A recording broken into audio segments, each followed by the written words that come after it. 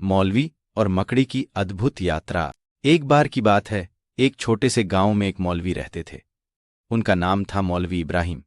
वे बहुत ही दयालु और समझदार व्यक्ति थे। गांव के बच्चे उन्हें बहुत पसंद करते थे। मौलवी इब्राहिम ने हमेशा बच्चों को अच्छे व्यवहार और ज्ञान की बातें सिखाई। एक दिन मौलवी इब्राहिम अपने घर के पास बैठे थे, तभी अचानक उन्होंने एक छोटी सी मकड़ी को देखा। वो मकड़ी बहुत ही प्यारी थी, लेकिन उसके पैरों में एक जाल फंस गया था। मौलवी इब्राहिम ने तुरंत उसकी मदद करने का फैसला किया। अरे छोटी साथी, तुम चिंता मत करो, मैं तुम्हारी मदद करूंगा, उन्होंने कहा।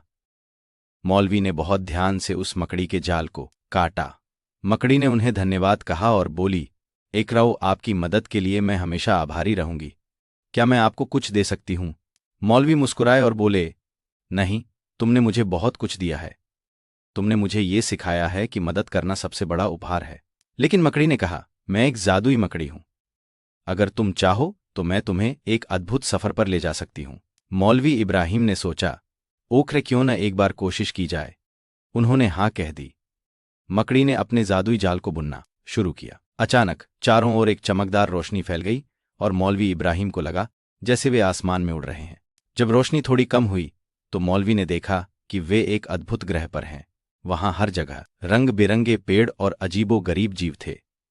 एक जीव ने कहा, स्वागत है मौलवी इब्राहिम, हम यहां ज्ञान और दया के लिए आए हैं।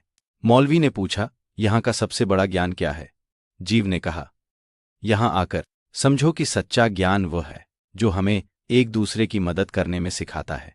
मौलवी ने वहां बहुत कुछ सीखा। उन्होंने देखा कि सभी जीव एक दूसरे का ख्याल रखते थे। उन्होंने एक बार फिर से सोचा, इग्रो मैं अपने गांव में भी ऐसा ही करूं तो कितना अच्छा होगा। कुछ समय बाद मकड़ी ने कहा, अब हमें लौटना होगा। मौलवी इब्राहिम ने उसकी बात मानी और फिर से जादुई जाल में चल गए। जब वे अपने गांव लौटे तो उन्होंने अपने ज्ञान को बच्चों और गांव वालों के साथ साझा करने का निश्चय किया। मौलवी इब्राहिम ने गांव में एक सभा बुलाई।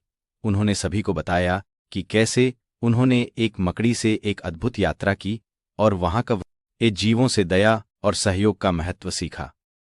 उन्होंने कहा, हम सभी को एक दूसरे की मदद करनी चाहिए, यही सच्ची खुशी का रास्ता है। गांव के सभी लोग उनकी बात सुनकर बहुत खुश हुए। उन्होंने भी दया और सहयोग का संकल्प लिया।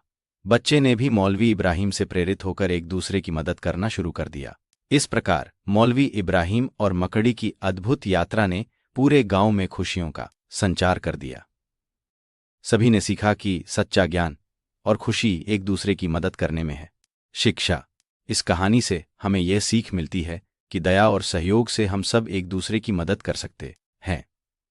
जब हम मिलकर काम करते हैं तो हम सभी के जीवन में खुशी और खुशहाली ला सकते हैं।